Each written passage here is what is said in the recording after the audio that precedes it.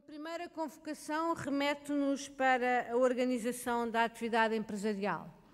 Uma atividade que hoje tem uma configuração completamente distinta daquele que foi o padrão da empresa dita fordista, com uma estrutura verticalizada, tendencialmente autossuficiente quanto aos recursos necessários para a sua produção, estável em relação à sua organização interna e aos desafios que enfrenta, aliás, um pouco de acordo com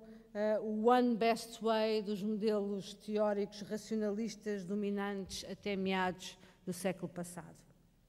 Hoje, o que é dominante é a diversidade,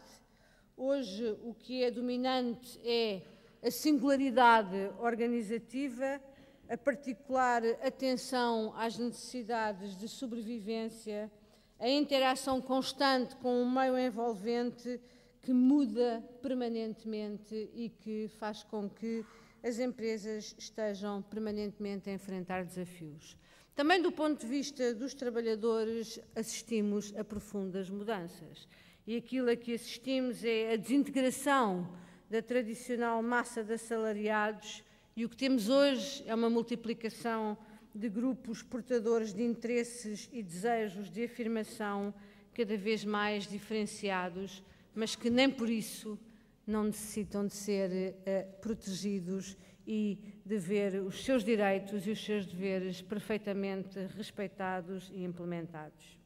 Ora, obviamente que se partirmos do princípio que estas são as características com que nos defrontamos, temos que aceitar que as nossas empresas têm estruturas diferentes, mas que não podemos nunca esquecer que são empresas caracterizadas por micro, pequenas e médias empresas e que estas são características que têm um impacto naquilo que é a qualidade destas empresas e também um impacto nos trabalhadores. Eu penso que aquela que tem sido a evolução da lei laboral nos nossos dias e no nosso país tem pretendido acompanhar estas realidades instáveis e estas mutações com as quais nos confrontamos. E, aliás, também não nos podemos esquecer que a lei laboral que temos hoje é o resultado de grandes discussões entre parceiros sociais e que ela resulta, eu não diria de um consenso, mas de um maior nível de acordo possível entre os parceiros sociais relativamente àquilo que é a nossa lei laboral. E é uma lei que, para além dos objetivos tradicionais de proteção dos direitos fundamentais dos trabalhadores no trabalho, é uma lei que se propõe outros objetivos de conteúdos que são mais inconstantes, porque cada vez mais a lei laboral também tem que ser um instrumento de apoio à modernização das empresas, ela tem que favorecer e não ser um obstáculo à sua adequação e, sobretudo, ela tem que compreender que o mundo está em mudança. E estas circunstâncias têm grandes implicações na estrutura de direitos e deveres, tanto de empregadores como de trabalhadores. E, por isso, as obrigações previstas deixam de ser apenas aquelas que se concretizam num cumprimento instantâneo e possam supor comportamentos repetidos de prospectiva, de implantação e de manutenção de sistemas, porque aquilo que acontece hoje é que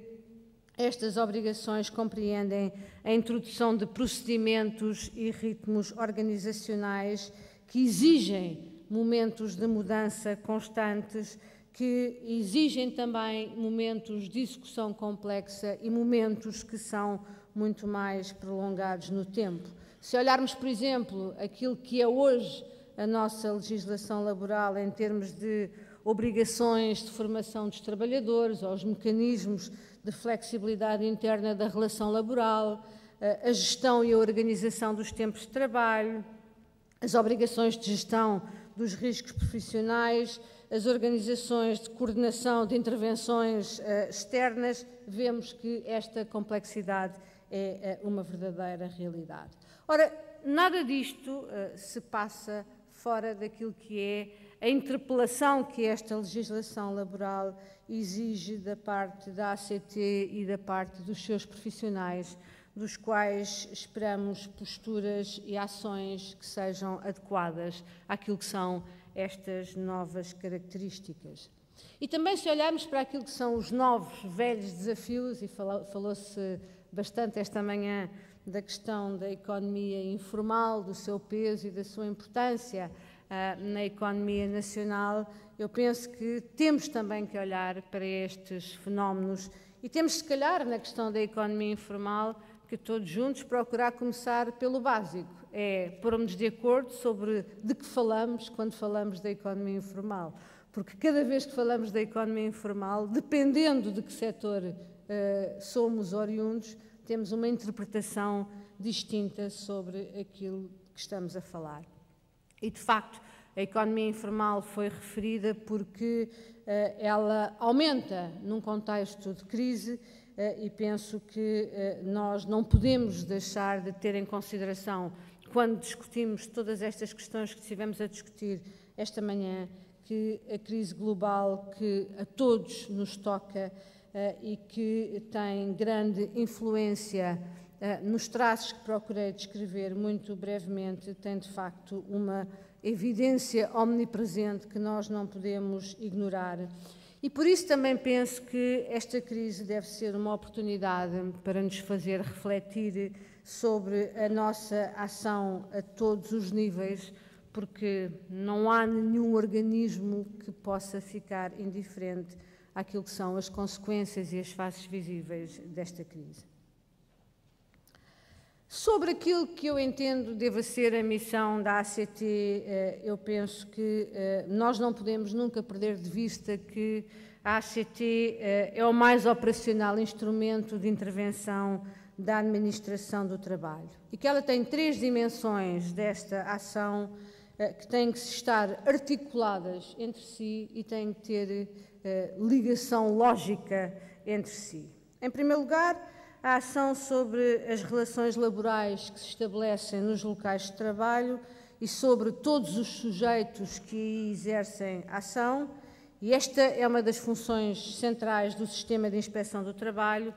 e que leva à utilização de metodologias de fiscalização, de conselho e de informação. E estes aspectos foram suficientemente mencionados ao longo da manhã.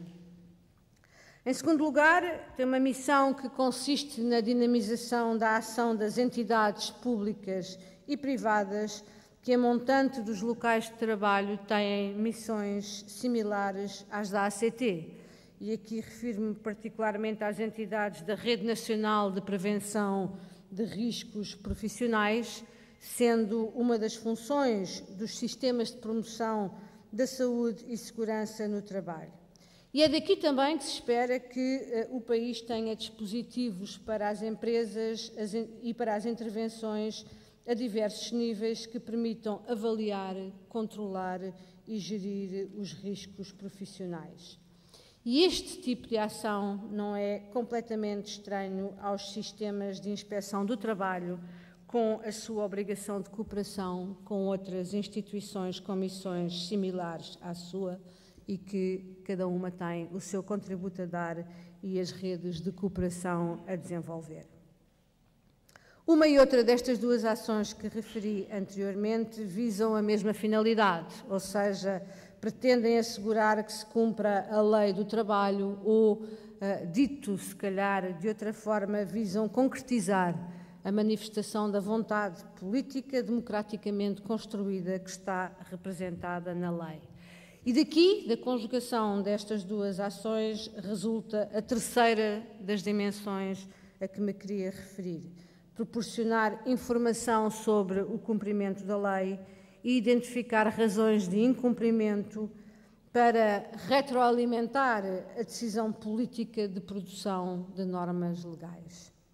E este breve enunciado parece particularmente significante quanto às sinergias possíveis de serem conseguidas num modelo orgânico que pressupõe a integração numa mesma organização de 2 vertentes de ação. Necessário é que a sua integração se realize de uma forma efetiva, mas também que se realize com o enriquecimento de ambas as áreas de intervenção e com o integral respeito das singularidades das respectivas metodologias de ação, as quais devem ser todas convenientemente atuadas. A anulação de uma ou de outra representa uma perda e representa, do meu ponto de vista, um déficit significativo para a qualidade e para a eficácia de intervenção que todos pretendemos atingir.